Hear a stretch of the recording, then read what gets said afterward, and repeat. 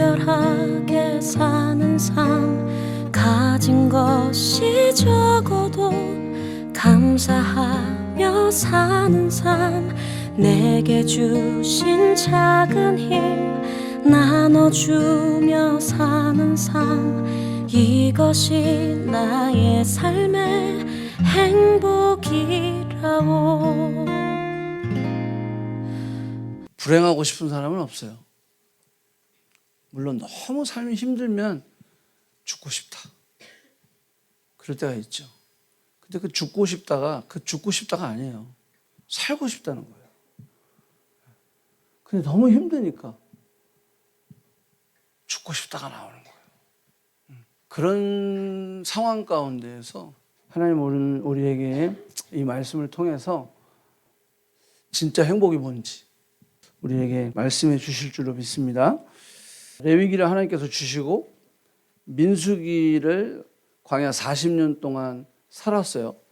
그래서 민수기는 레위기를 40년 동안 광야에서 어떻게 지켜나갔는지 그걸 보여주는 게 민수기예요. 자, 이제 신명기로 넘어가서 지금 요즘 우리가 신명기를 읽고 있는데, 신명기는 민수기의 맨 끝이라고 보면 돼요.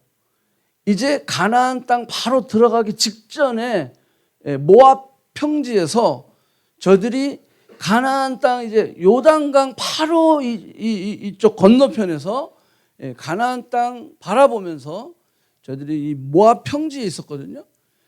거기에서 바로 넘어가기 한 2달 전, 그때 하나님이 모세를 통해서 신명기를 주셨어요. 신명기에는 3편의 설교가 있어요. 첫 번째는 하나님이 과거 40년을 어떻게 역사하셨는지, 과거에 대한 이야기예요. 두 번째 설교는 현재, 오늘에 대한 이야기예요. 그래서 이제 앞으로 미래를 우리가 어떻게 준비할 건지, 그래서 오늘에 대한 이야기. 그 다음에 마지막 3번째 설교는 미래에 대한 이야기를 하고 있어요.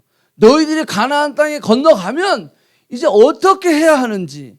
그래서 모세의 3편의 설교는 과거, 현재, 미래를 이야기하고 있어요. 신명기는 모세가 죽기 바로 한 달 전쯤부터 하나님의 말씀이 임하기 시작하고, 그래서 한 달 전 정도에서 그 3편의 설교를 마무리하고 그 다음에 모세가 죽어요. 모세가 죽고 나서 한 달 동안을 이스라엘 백성들이 애곡을 했다 그랬어요. 그래서 한 달을 애곡을 했으니까 신명기는 2달 정도의 기간에 벌어진 모든 일들이 신명기 안에 기록되어 있다라고 보면 돼요. 신명기는 예수님이 마태복음 4장에 40일 금식을 마치시고 사단의 유혹을 받아요. 야, 배고프지? 돌로 떡 만들어 먹어. 유혹을 한단 말이에요. 그때 예수님이 사람이 떡으로만 사는 것이 아니요 하나님의 입으로 나는 말씀으로 산다라고 말씀하셨죠. 이게 신명기의 말씀이에요. 그러니까는 예수님이 사람이 떡으로만 살 게 아니야, 하나님의 입으로 나오는 말씀으로 살아. 두 번째 테스트는 뛰어내려. 그때 예수님이 뭐라고 말씀하셨냐면 주 너희 하나님을 시험하지 말라, 이렇게 말씀해요. 그것도 신명기의 말씀이에요.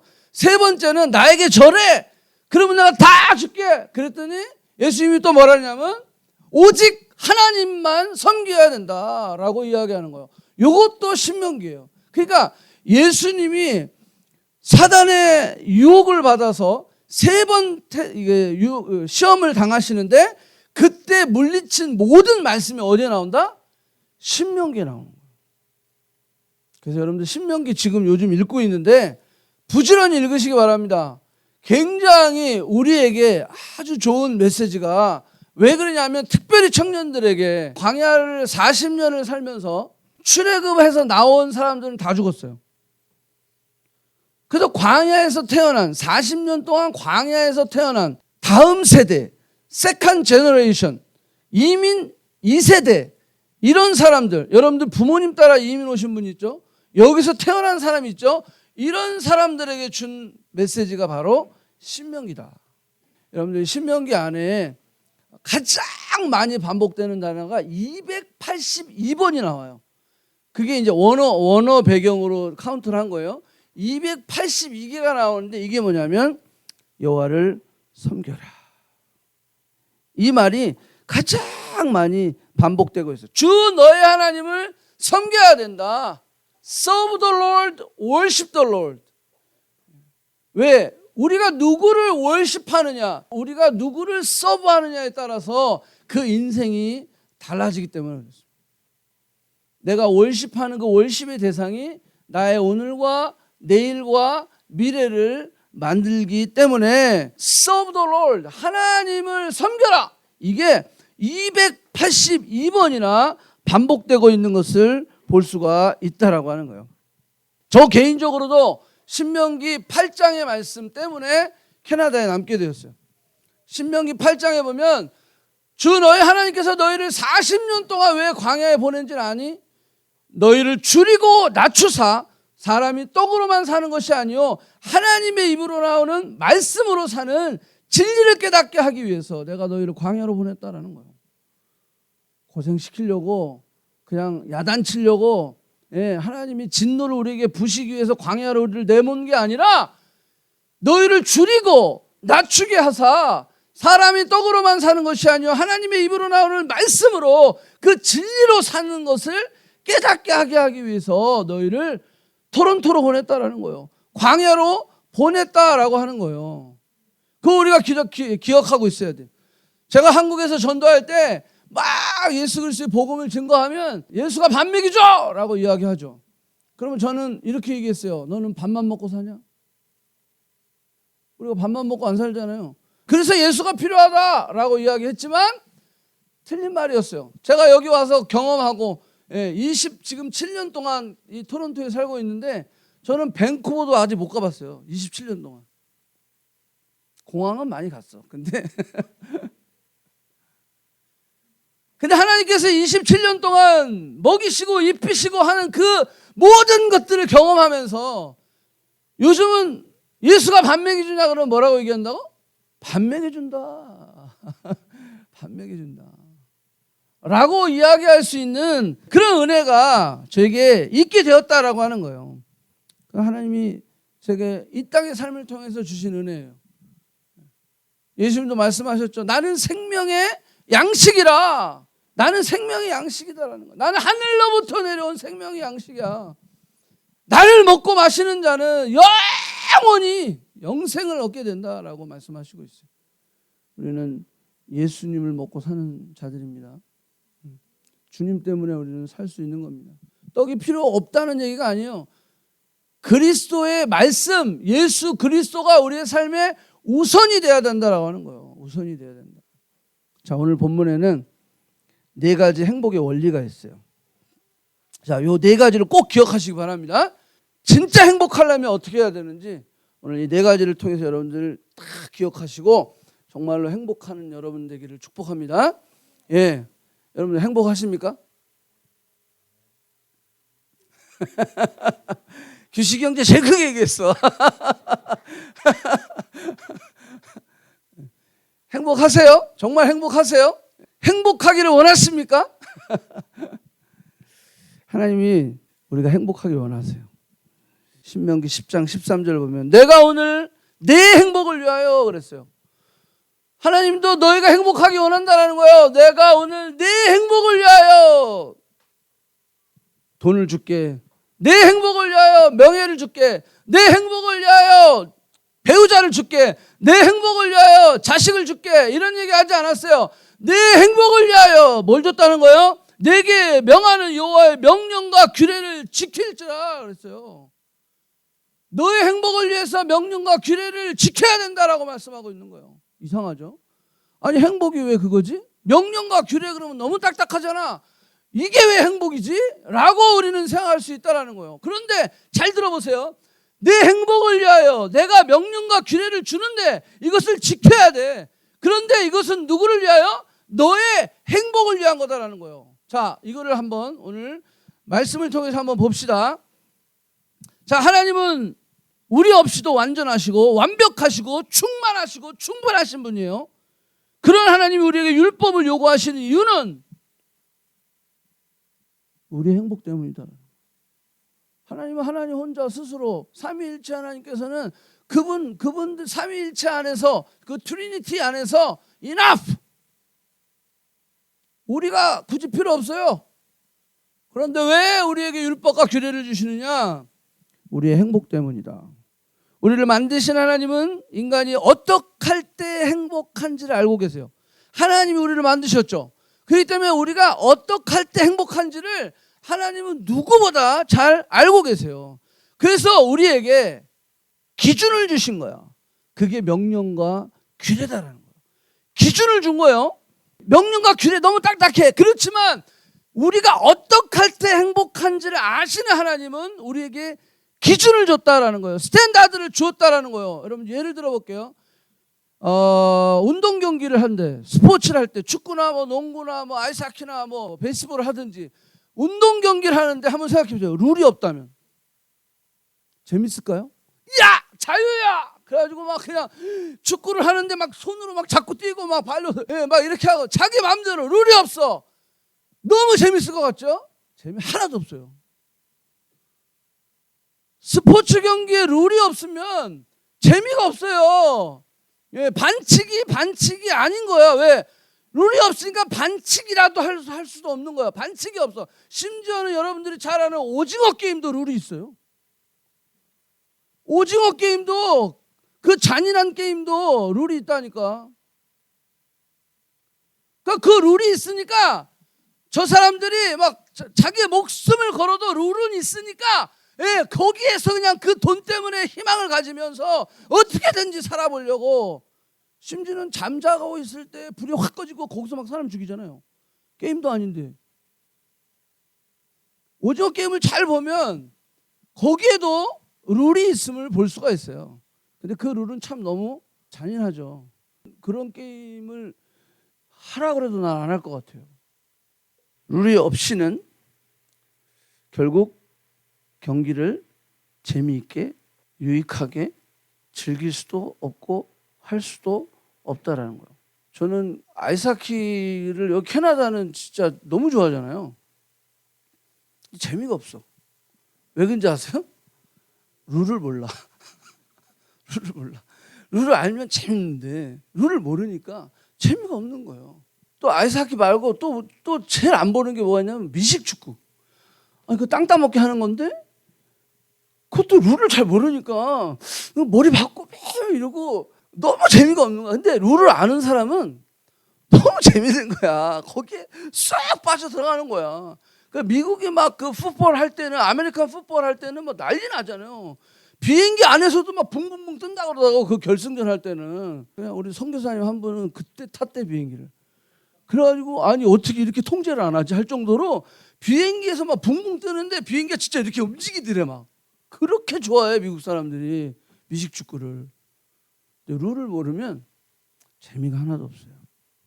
하나님께서 명령과 규례를 주시는 목적은 우리 이 인생이 재밌게 살게 하기 위해서. 근데 재미로 끝나는 게 아니라 행복하게 하기 위해서.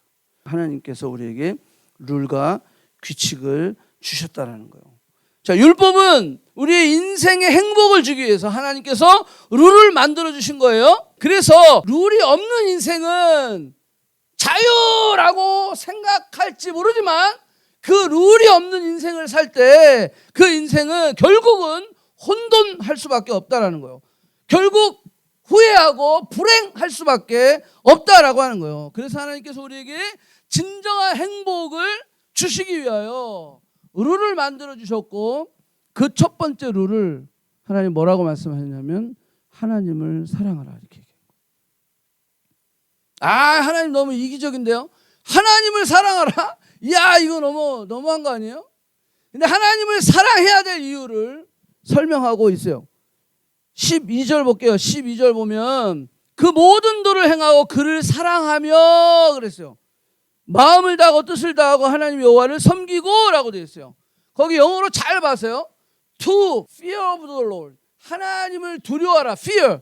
Fear는 여기 두 가지예요. Fear Fact라고 하는 미국의 방송이 있지만 이거는 무서운 거죠. 그죠?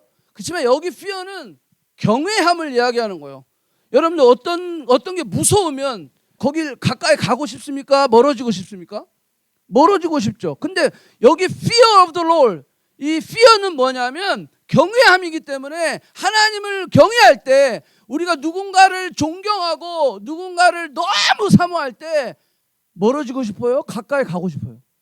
가까이 가고 싶은 거예요. 이거는 세상의 fear하고 성경의 fear가 다른 거다라고 하는 거예요. 그거는 경외함을 이야기한다. 그 다음에 두 번째 거기 to walk, 같이 걸어간다. In all his ways, 그 길, 하나님의 도를 따라가는 거야. 그 길을 가는 거야. 그 길을 행하는 거야.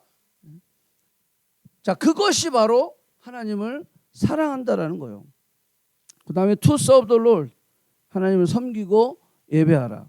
그러니까 to love him, 하나님을 사랑하는데 거기에는 경외함과 도를 행함과 하나님을 섬기는, 그래서 fear, walk, serve, 그게 다 같이 들어가는 거야. 내가 하나님을 정말 사랑하면 그분을 경외하게 되어 있어요. 그분을 존경하게 되어 있어요. 내가 정말 하나님을 사랑하면 그분을 따라가게 되어 있어요. 그분의 말에 순종하게 되어 있어요. 내가 정말 하나님을 사랑하면 그분을 섬기게 되어 있어요. 이거는 인간의 사랑도 마찬가지예요. 내가 정말로 이 여인을 사랑하고 내가 정말로 이 남자를 사랑하면 그 사람을 존경하게 되어 있어요. 존중하게 되어 있어요. 귀하게 여기게 되어 있어요. 내가 사랑하는데 귀하게 여기지 않아. 그럼 사랑하는 거예요? 아니죠. 내가 사랑하면 그 사람의 뜻을 따라가게 되어 있어요. 그 사람의 시간표에 맞추게 되어 있어요. 사랑하니까. 그리고 내가 그 사람을 사랑하면 to serve, 그 사람을 섬기게 되어 있어요. 이게 또 똑같아요. 그러니까는 여기 하나님을 사랑하라. 내가 누구를 서브하고 내가 누구를 따라가고 내가 누구를 예배하고 내가 누구의 워크, 누구를 그 도를 지켜나가는, 왜? 여러분들 누군가 내가 경외하고 사랑하고 섬기고 따라가고 요렇게 요것이 결국 그 사람의 인생을 만들 거 아니에요. 그 사람의 내일을 만들 거 아니에요. 그러니까 하나님 뭐라고 말씀하시냐면 나를 사랑하라. 행복의 첫 번째 요구가 바로 하나님을 사랑하는 것이다. 예수님께서도 말씀하셨어요. 마태복음 22장 37절에 보니까 마음을 다하고 목숨을 다하고 뜻을 다하여 주 너의 하나님을 사랑하라 하였으니 이것이 크고 첫째 되는 계명이요 그랬어요. 하나님 사랑이 가장 첫 번째라는 거예요. 가장 중요한 행복의 조건이라는 거예요. 왜냐하면 사랑하는 대상이 우리의 오늘과 내일을 만들기 때문이다 라고 하는 거예요. 자, 모세는 신명기 6장 5절 스크린 보세요. 6장 5절에 보면 뭐라고 나왔냐면 오직 유일하신 여호와시니 내 마음 다하고 뜻을 다하고 힘을 다하여 내 하나님 여호와를 뭐하라? 사랑하라.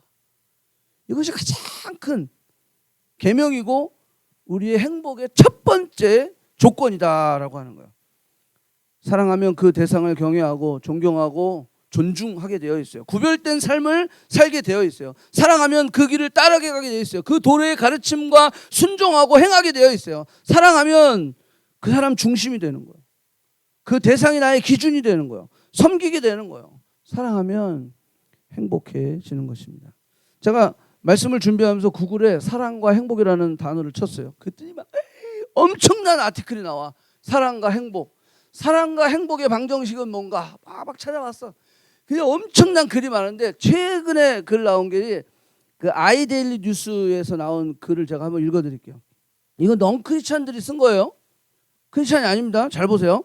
많은 사람이 살맛나게 살기 위하여 행복에 주목한다. 그죠? 살맛나게 살기 위하여 행복에 주목한대요. 인간이 살아가는 모든 동기는 행복에 있다. 행복을 주제로 한 강의나 서적이 넘치고 있으며 세계 유수의 대학들에서 가장 인기 있는 강의 또한 행복을 주제로 한다. 이렇게 행복에 관심들이 많지만 정작 현대인들은 행복하지 않다. 우리의 삶의 행복은 무엇으로 기인하는 것일까? 진정한 행복은 어디서 오는 것일까?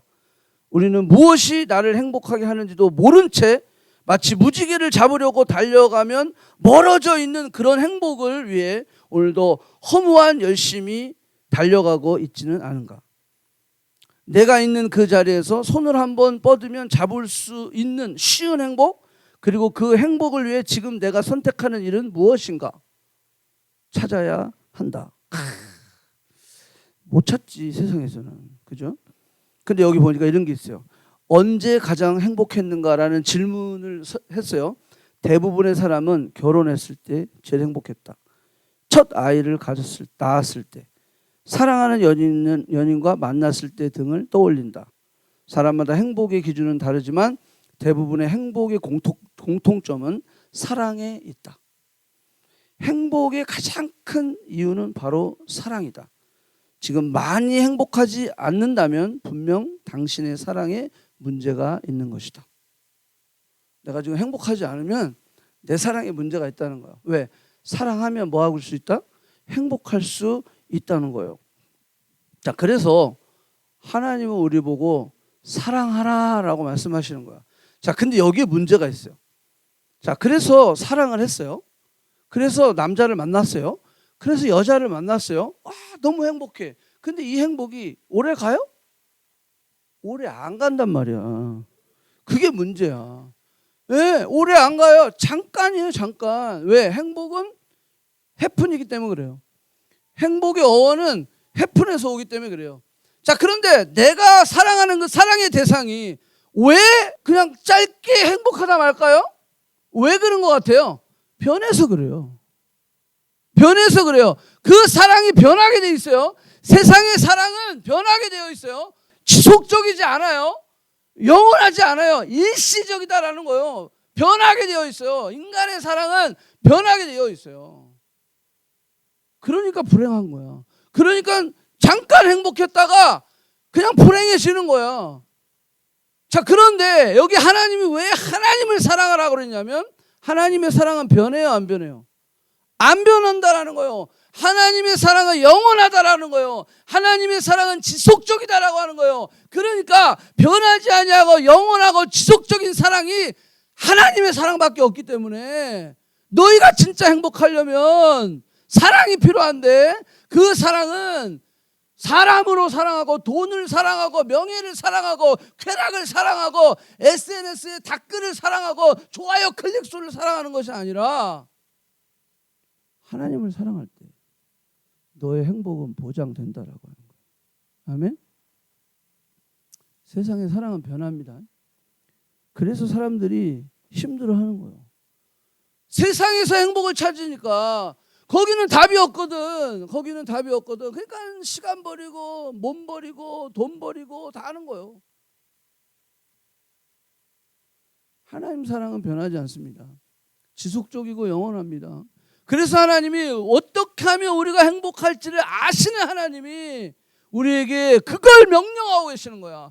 나를 사랑하라는 거예요. 하나님을 사랑하라. 이것이 너의 행복이다라고 말씀하고 있는 거예요.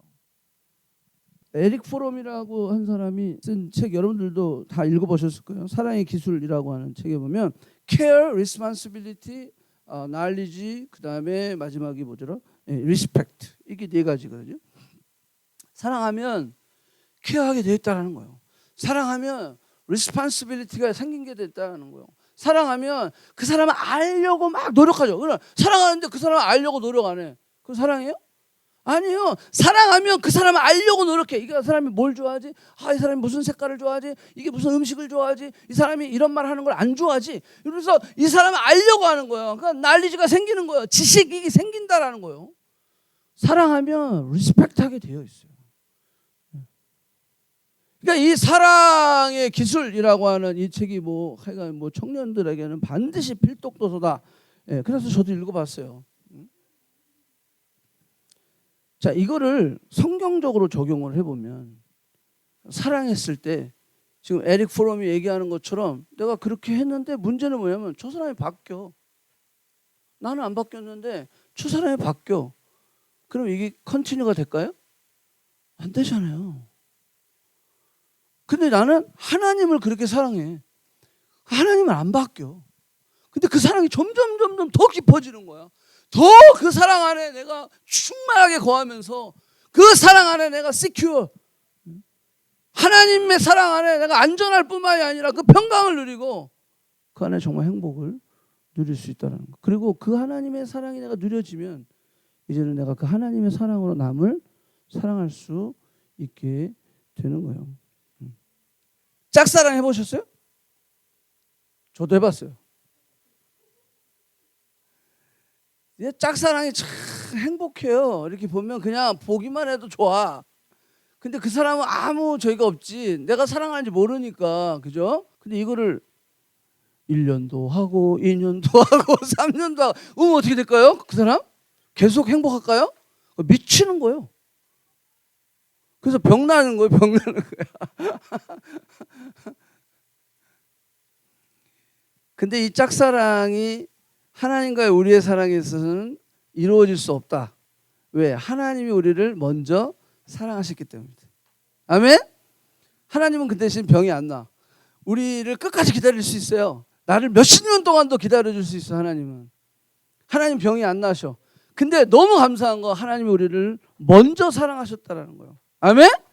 예, 하나님 우리를 먼저 사랑하셨어요. 로마서 5장 8절에 보면 우리가 아직 죄인 되었을 때 그리스도께서 우리를 위해 죽으심으로 하나님께서 우리에 대한 자기의 사랑을 확증하셨나. 우리가 아직 죄인 되었을 때, 우리가 아직 원수 되어졌을 때, 우리가 아직 하나님을 모르고 있었을 때 하나님이 예수 그리스도를 이 땅에 보내심으로 말미암아 그의 사랑을 확증하셨다라고 하는 거. 내가 너를 사랑한다라고 하는 것을 보여줬다라는 거야. 우리가 아직 죄인 되었을 때, 우리가 하나님께 봉사하고, 우리가 하나님께 헌금도 하고, 우리가 하나님께 막 비전 출두하고 단기 선교도 하고 막 이렇게 했을 때 사랑한 게 아니라 우리가 아직 죄인 되었을 때, 우리가 아직 원수 되었을 때 하나님 우리를 사랑하셨다라는 거예요. 아멘. 요한일서 4장 16절. 하나님이 우리를 사랑하시는 사랑을 우리가 알고 믿었노니 하나님은 사랑이시라. 사랑 안에 거하는 자는 하나님 안에 거하고 하나님도 그 안에 거하느니라. 18절. 사랑에는 두려움이 없고 완전한 사랑이 두려움을 내쫓나니 두려움에는 형벌이 있습니다. 두려워하는 자는 사랑 안에 온전히 이루지 못하리라. 19절. 우리가 사랑하면 그가 먼저 우리를 사랑하였습니다. 아멘. 먼저 우리를 사랑했다라는 거예요. 그러니까 우리는 짝사랑할 일은 없어. 하나님한테는. 왜? 그분이 먼저 사랑했으니까 우리가 반응만 하면 돼. 그냥 반응만 하면 돼. 다가가기만 하면 돼. 그러면 그냥 딱 만나는 거예요. 그냥. 얼마나 좋아. 얼마나 좋아. 내가 갑이야. 하나님이 스스로 그렇게 우리를 낮아지셔서 사랑하시는 거예요. 하나님이 갑이지 우리가 갑입니까? 근데 그분 스스로 낮아지셔서 우리를 먼저 사랑해 주셨어요. 그래서 우리는 그 사랑에 반응만 하면 돼. 예스! 하고 나아가기만 하면 되는 거야. 자, 두 번째 행복의 조건은 이웃을 사랑하라는 거예요. 자, 하나님의 사랑 얘기하셨어요. 자, 하나님의 사랑이 그다음 두 번째 행복의 조건은 이 사랑이 머물러 있으면 돼. 하나님과 사랑하고 여기만 끝나면 안 돼. 이웃 사랑으로 흘러가야 된다라고 하는 거예요. 자, 오늘 본문 18절 봅니다. 고아와 과부를 위하여 정의를 행하며 나그네를 사랑하며 그에게 떡과 옷을 주시나니 너희는 나그네를 사랑하라. 왜냐하면 너희도 애굽 땅에서 나그네였습니다. 여기에 보면 고아와 과부, 나그네를 얘기해. 이것이 이웃 사랑 얘기하는 거예요. 이웃 사랑. 이웃을 사랑해라. 내 몸같이 사랑해라. 이스라엘은 영적으로 부모를 잃어버렸던 고아였어요. 이스라엘은 영적으로 남편을 잃어버린 과부였어요. 이스라엘은 실질적으로 애굽 생활에서 나그네 생활을 했어요. 430년 동안. 너희들도 그렇게 생활했기 때문에 이웃을 사랑해라 라고 주님은 말씀하고 있는 거예요. 하나님은 행복의 두 번째 룰을 10계명에서 보여주고 있어요. 10계명의 1계명부터 4계명까지는 하나님 사랑, 그 다음에 5계명부터 10계명까지는 누구 사랑? 이웃 사랑. 사람과 사람 사이의 관계에 대해서 이야기하고 있는 거예요. 요한은 이걸 더 강조하고 있어요. 요한일서 4장 7절 볼게요. 요한일서 4장 7절. 사랑하는 자들아 우리가 서로 사랑하자. 서로 사랑해야 된다는 거예요. 사랑은 누구에게 속했어요? 하나님께 속한 사랑으로 사랑하라는 거예요. 인간의 사랑 아니에요. 우정의 사랑 아니에요. 가족의 사랑 아니에요. 하나님께 속한 사랑. 그것은 아가페의 사랑, 변하지 않는 사랑, 영원한 사랑, 지속적인 사랑. 그 사랑을 너가 하나님의 사랑을 통하여 경험하고 그것을 네가 받고 그런 다음에 이웃 사랑으로 나아가는 거예요. 자, 그래서 서로 사랑하는 것이 마땅하다라는 거예요. 8절에 뭐라 그랬어요? 사랑하지 아니하는 자는 하나님을 알지 못하나니 이는 하나님은 사랑이심이라. 하나님 사랑이신데 사랑하지 않는 자는 하나님을 알지 못한대. 하나님 아는 자, 하나님 경험하는 자는 그 사랑이 흘러오게 돼 있거든요. 자, 요한일서 4장 12절 어느 때나 하나님을 본 사람이 없으되 만일 우리가 서로 사랑하면 하나님이 우리 안에 거하고. 하나님을 본 사람이 없어. 근데 우리가 서로 사랑하면 사람들이 우리의 사랑을 통해서 하나님을 알게 되는 거예요. 그래서 예수님도 얘기했잖아요. 너희가 서로 사랑할 때 비로소 너희가 나의 제자임을 알리라. 누가? 세상이. 우리가 서로 사랑하는 거예요. 뭐 먼데 이웃 원수는 둘째치고 우리 교회 안에서도 서로 뭐 한다? 사랑해요. 자, 서로 사랑하라. 이웃을 사랑하는 말은 정말 많이 듣는 말이에요. 그죠? 모르는 사람 없어요. 그리고 우리가 기도해. 하나님 정말로 내가 이웃을 사랑하게 해주세요. 아니 이웃은 둘째치고 내 교회 성도들이랑도 사랑할 수 있게 해주세요. 우리가 그렇게 기도하고 있어요. 근데 문제는 뭐죠? 사랑은 받고 싶은 사람이 많은데 주고 싶은 사람은 별로 없는 거예요. 제가 얘기해보면 뭐 상처받았대. 교회에 상처받았대. 교회가 사랑이 없어요. 이 교회는 사랑이 없어요. 그래서 막 떠나야 될 것 같아요. 말은 그렇게 많이 하는데 문제는 뭐냐면 사랑을 주려고 하지 않는다는 거예요. 그렇게 얘기하는 사람한테 그래 너는 그래서 사랑을 얼마나 줬는데. 교회 안에 보면은 받고 싶은 사람은 많고 주고 싶은 사람은 적다라고 하는 거예요. 그게 문제야. 그게 문제야. 그래서 하나님 사랑 우리가 먼저 받아요. 그 사랑은 흘러가게 되어 있어요. 흘러가게 되어 있어요. 그래서 사랑을 받을 때보다 줄 때 더 행복한 그 놀라운 진리를 깨닫게 되어야 된다는 거예요. 그래서 여기 이웃 사랑을 강조하고 있다라고 하는 거예요. 케어를 받고 싶어요. 돌봄을 받고 싶어요. 그렇지만 하나님의 말씀 가운데 내가 줘야지. 케어해 줘야지. 돌봐줘야지. 이런 사람들이 적다. 그 이유는 우리가 진정한 행복을 아직도 깨닫지 못했기 때문이다. 그래서 이웃사랑을 계속 강조하고 있는 거예요. 근데 이웃사랑이 되려면 뭐가 먼저 돼야 돼요? 하나님 사랑이 돼야 돼요. 하나님 사랑 없이는 이웃사랑이 될 수가 없어요. 예, 하나님 사랑 없이 이웃사랑하는 사람들은 나중에 어떻게 돼요? 그게 자기의가 돼버려. 자기의가 돼가지고 어떻게 돼요? 교만하게 되어 있어요. 나는 이만큼 하는데 쟤는 아무것도 안 하네. 쟤는 돈도 많이 벌면서 해지도 않고 나는 돈도 없는데 이만큼 하고 있고 그렇게 되는 거예요. 그게 왜 그래요? 하나님 사랑이 부족한 상태에서 이웃 사랑만 열심히 하다 보니까 나중에는 교만하게 되어 있어요. 남을 판단하고 정죄하게 되어 있어요. 자, 순서가 정확해야 됩니다. 하나님 사랑이 우선이요. 하나님 사랑이 우선이 되고 그리고 이웃 사랑으로 흘러갔을 때 그게 진정한 사랑의 공동체, 거룩한 사귐의 공동체가 될 수 있다라는 거예요. 저는 이런 공동체가 되기를 축복합니다. 자, 세 번째는 뭐냐면 겸손하라는 거예요. 16절 그러므로 너희는 마음에 할례를 행하고 다시 목을 곧게 하지 말라. 교만하지 말라는 거예요. 겸손하라는 거예요. 마음에 할례하라는 거예요. 마음의 할례는 뭐예요? 내가 죄를 씻고 거룩한 할례. 마음에 거룩해지고는 목사가 됐다고 이렇게 뭐 양복 입고 딱 이렇게 하면 거룩합니까? 아니에요. 여러분들 자신의 신분이 거룩을 증명하는 거 아니에요. 내가 장로가 됐다고 해서 거룩해지는 게 아니에요. 권사가 됐다고 해서 거룩해지는 게 아니에요. 내가 막 고아원에 가서 막 양로원에 가서 엄청나게 돕는다고 해서 거룩해지는 거 아니에요. 거룩은 어디에 있냐면 중심에 있다라는 거예요. 그래서 여기 뭐라 해서 하나님은 외모를 취하시지 아니하시고 우리의 뭘 본다? 중심을 보신다. 아멘? 예, 중심을 보는 거예요. 그래서 지금 세 번째 행복의 조건 하나님 사랑이 이루어졌어요. 이웃 사랑이 이루어졌어요. 근데 하나님 사랑, 이웃 사랑이 이루어지는데 우리 안에 쑥 들어오는 게 있어요. 사단이 우리 안에 쑥 들어오는 게 있어요. 그게 뭔지 아세요? 교만함이에요. 내가 하나님도 열심히 사랑해. 교회에서 엄청나게 봉사도 해. 뿐만이 아니라 나가서 막 이웃도 막 돕고 막 열심히 해. 그런데 사단이 쑥 치고 들어오는 게 있어요. 교만함이 들어오는 거예요. 그러니까 너희들 진짜 행복하려면 겸손해라라는 거예요. 마음에 할례를 행하라라고 말씀하고 있다라고 하는 거예요. 마음의 할례는 마음의 거룩입니다. 거룩은 직분으로 되는 게 아니에요. 우리의 마음에 거룩한 옷을 입고 우리의 마음에 할례를 해야 된다라고 성경은 이야기하고 있어요. 겸손해야 됩니다. 교만하지 않습니다. 교만은 패망의 선봉이다. 망하는 거예요.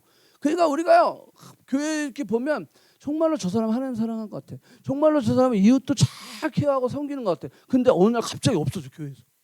그런 사람 있죠? 네, 어느 날 갑자기 없어져. 왜 그런지 아세요? 겸손과 교만에 져서 그래요. 왜? 사단이요, 그럴 때 반드시 치고 들어오거든요. 왜 너만 해? 왜 너만 해? 쟤들은 안 하는데 왜 너만 해? 그러면서 쭉 들어오는 거예요. 그러면은 교만하게 돼 있어요. 그 사람을 판단하게 되어 있어요. 예, 그러면 교만이 쑥 들어와요. 그러면 무너지는 거야. 그러니까 어느 날 갑자기 교회 없어져. 엄청나게 막 교회에서 막 이런 일은 다 하고 다니면서 막 이러다가 갑자기 교회에서 사라지는 거야. 겸손하지 못해. 그러니까 진짜 행복하려면 이 네 가지를 다 기억해야 돼요, 여러분들. 마지막 행복의 조건은 뭐냐면 하나님을 찬양하라는 거예요. 자, 따라하세요. 하나님을 찬양하라. 아, 이건 너무 쉬운 거야. 너무 쉬운 거야. 근데 이 뜻이 너무 귀해. 자, 이스라엘이 애굽 땅에 종살이를 했을 때 행복했을까요? 자, 이스라엘 백성들이 애굽 땅에서 종살이 할 때 행복했다. 이스라엘 백성들이 광야 40년 생활할 때 행복했다. 이스라엘 백성들이 가나안 땅 들어갔을 때 행복했다. 자, 여러분들은 어떻습니까? 내가 토론토 오니까 행복했다. 아, 정말 학교만 들어가면 나는 행복할 거야. 학교 들어갔어. 행복해요? 아, 내가 졸업만 하면 나는 행복할 거야. 졸업했어. 행복해요? 야, 내가 취직만 하면 나는 진짜 그냥 부러울 게 없어. 취직만 하면 행복해요? 와, 내가 정말 진짜 배우자만 만나면 진짜 왜 나만 옆구리만 없어. 막 그러면서 배우자만 만나면 그래서 만나가지고 결혼해가지고 행복합니까?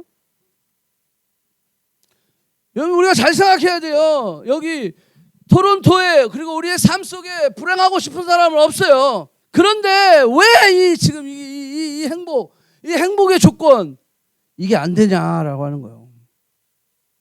자, 이게 문제는 뭐냐면 내 중심 때문에 그래요. 자, 하나님을 찬양하라. 하나님께 감사하라는 것은 내 중심이 아니라 하나님 중심이에요. 자, 다시 한번 설명할게요. 우리가 어떤 함정에 빠지냐면 뭔가 이루었어요. 학교를 들어갔어요. 졸업을 했어요. 직장에 갔어요. 영주권만 나오면 행복할 것 같이 영주권이 나왔어요. 배우자를 만났어. 데이트를 하니까 너무 행복해. 그래가지고 막 딴딴딴딴 했어. 다 막 뭔가 이루어 나가는 거야. 막 왜 우리 규식 형제 막 지금 비즈니스 막 생각하면서 막 그래서 막 그냥 런칭을 했어. 이게 막 브랜치도 막 생기고 막 난리가 났어. 근데 여기 함정이 뭐냐면 내가 했다라고 하는 함정. 내가 했다라는 함정이 있으면 우리의 찬양과 감사가 가짜가 되는 거예요. 잘 들으세요. 내가 했다라는 마음. 그래서 이스라엘 백성들에게 신신당부한 말이 있는데, 자, 신명기 8장 14절.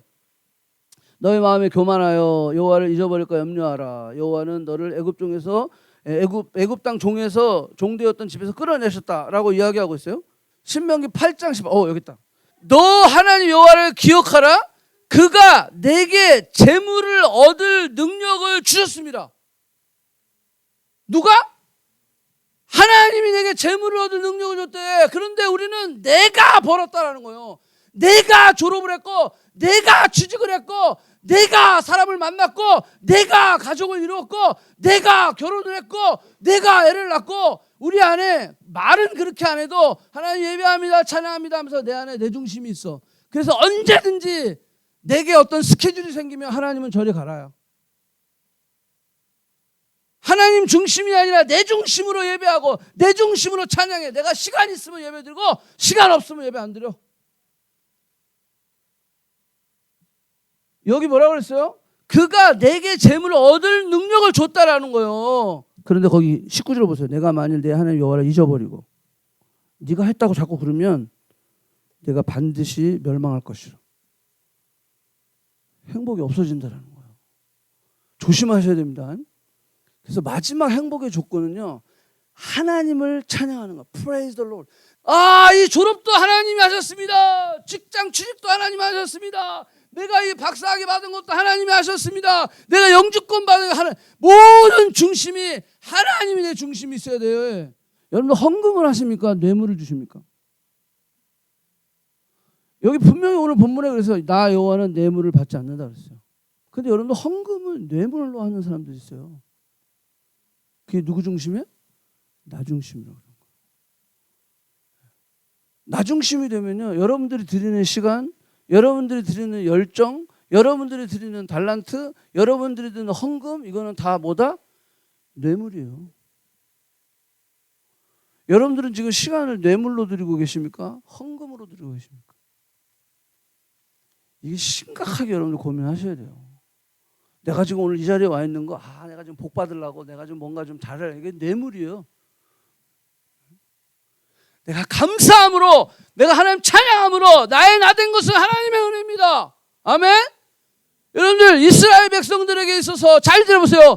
애굽도 행복하지 않았어요. 광야 생활도 행복하지 않았어요. 젖과 끓이 흐르는 땅, 가나안 땅, 와, 그냥 막 포도송이가 얼마나 크냐면 둘이서 이렇게 짊어지고 왔다니까. 그 정도로 가나안 땅은요, 풍요로운 땅이야. 그냥 보기만 해도 행복한 땅이야. 그러니까 행복이 보장된 땅이지. 그런데 문제는 뭔지 아세요? 역사적으로 저들은 행복한 가나안 땅에 들어가서 불행했다라니까. 여러분들, 행복한 토론토 땅에 와가지고 불행해지는 사람들이 있어요. 여기서 하나님 만나고 하나님 중심이 되면 그 사람은 행복해지는데, 하나님 중심이 안 되고 내가 잘난 맛이야, 내가 내 중심이야, 내 중심으로 다 스케줄 마음대로 조정하고 그러면 행복한 땅에 와서 불행해진다니까요. 내가 중심이 바뀌면 안 돼. 철저하게 내가 하나님 중심으로. 그래서 하나님께 감사하고 하나님께 찬양하라는 거예요. 그래서 심지어는 이 신명기에 보면 너희가 하나님 앞에 나올 때 절대 빈손으로 나오지 마라. 왜 그래요? 하나님 중심으로 살기 위해서 저들에게 그렇게 말씀하고 강하게 이야기하고 있는 거예요. 우리의 마음이 철저하게 하나님 중심, 하나님 중심으로 나올 때 우리의 삶에는 행복이 보장되는 거예요. 자, 첫째 뭐라고요? 하나님 사랑. 둘째, 예수님 사랑. 세 번째, 겸손해야 돼요. 교만하면 안 돼요. 마음의 할례를 할 수 있어야 돼요. 겉으로만 막 이렇게 멋있어 보이고 거룩해 보이고 이거 소용없어. 그리고 네 번째 뭐라고요? 하나님 앞에 감사하고 찬양할 수 있어요. 내가 한 게 아니라, 내가 잘 돼서 한 게 아니라 하나님이 하셨습니다 라고 고백할 수 있는. 그래서 정말로 하나님께서 요구하시는 그 행복의 조건들을 이루고 우리 이 땅에 살면서 행복을 누릴 수 있는, 누릴 뿐만이 아니라 행복을 전염시킬 수 있는, 아멘? 그런 저 여러분이 되기를 축복합니다. 기도하겠습니다.